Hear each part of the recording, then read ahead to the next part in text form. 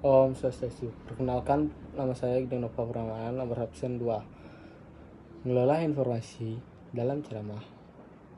Kehidupan sehari-hari tidak lepas dari pengungkapan pesan. Berbagai jenis teks digunakan untuk mengungkapkan pesan. Salah satunya adalah teks ceramah. Ceramah adalah pembicaraan di depan umum yang berisi penyampaian suatu informasi, pengetahuan, dan sebagainya. Ceramah disampaikan oleh orang-orang yang menguasai bidangnya dan yang mendengarkan biasanya melibatkan banyak orang. Media penyampaiannya bisa secara langsung ataupun melalui sarana komunikasi seperti televisi, radio, dan media lainnya. Selain ceramah, terdapat istilah pidato dan khotbah. Pidato adalah pembicaraan di depan umum yang cenderung bersifat persuasif, berisi ajakan atau dorongan pada khalayak untuk membuat sesuatu. Adapun khotbah adalah pembicaraan di depan umum yang berisi penyampaian pengetahuan, keagamaan, atau praktik beribadah dan ajakan-ajakan untuk memperkuat iman. A. Mengidentifikasi informasi berupa permasalahan aktual yang disajikan dalam ceramah. Ada Om Swastiastu. Perkenalkan, nama saya Wilandi Pamendra, kelas 11 IPA 2, nomor absen 15. Di sini saya akan menjelaskan menyusun bagian-bagian penting dari permasalahan aktual. Pada kegiatan ini, Anda akan menganalisis bagian-bagian penting dari teks ceramah. Penting tidak suatu uraian berdasarkan kebermanfaatannya. Suatu informasi dianggap penting bila informasi tersebut bersifat umum yang merangkum atau menjadi dasar uraian-uraian lainnya. Sekian dari saya ucapkan terima kasih. Om Santi Om. Perkenalkan, nama saya Kadek Metayana, nomor absen 6, kelas 10 IPA 2. Di sini saya akan menganalisis isi struktur dan kebahasan dalam teks ceramah. Struktur teks ceramah meliputi pendahuluan, tesis, berisi isi permasalahan, pendapatan umum penulis. 2. Isi rangkaian argumen, berisi pendapat fakta-fakta. 3. Penutup, penegasan kembali, berisi kesimpulan, rangkuman.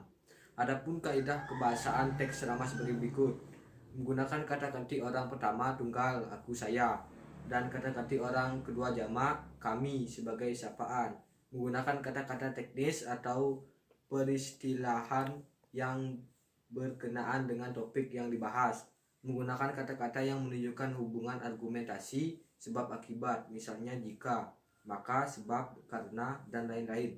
Selain itu digunakan hubungan temporal seperti sebelum itu, kemudian, pada akhirnya, dan lain-lain. Menggunakan kata-kata kerja mental seperti memprihatinkan, mengagumkan, menduga, dan lain-lain. Menggunakan kata-kata persuasif seperti hendaklah, sebagainya, perlu, dan lain-lain. Dalam teks ceramah sering menggunakan partikel lah. Partikel lah merupakan salah satu dari 4 partikel penegas, yaitu lang, lah, kah, tah, dan puh, pun.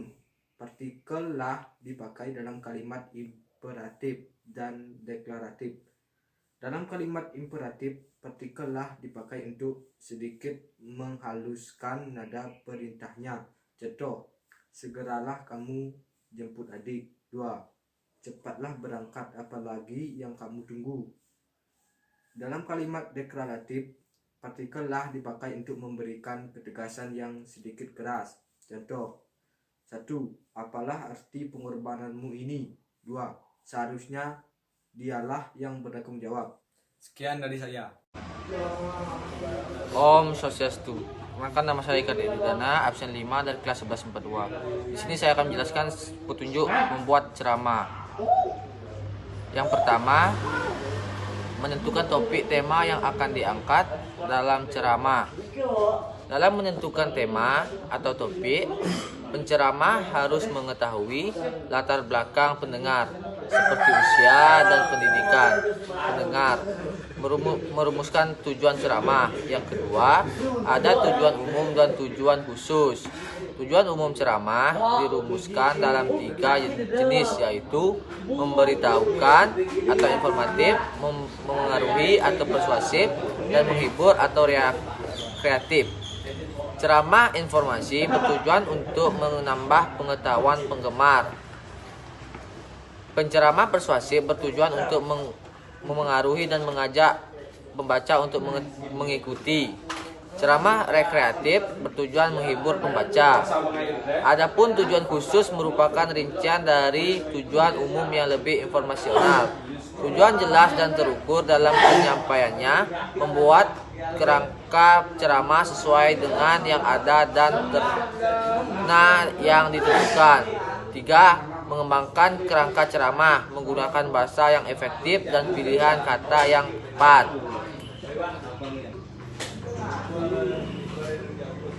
Sekian dari saya. Om.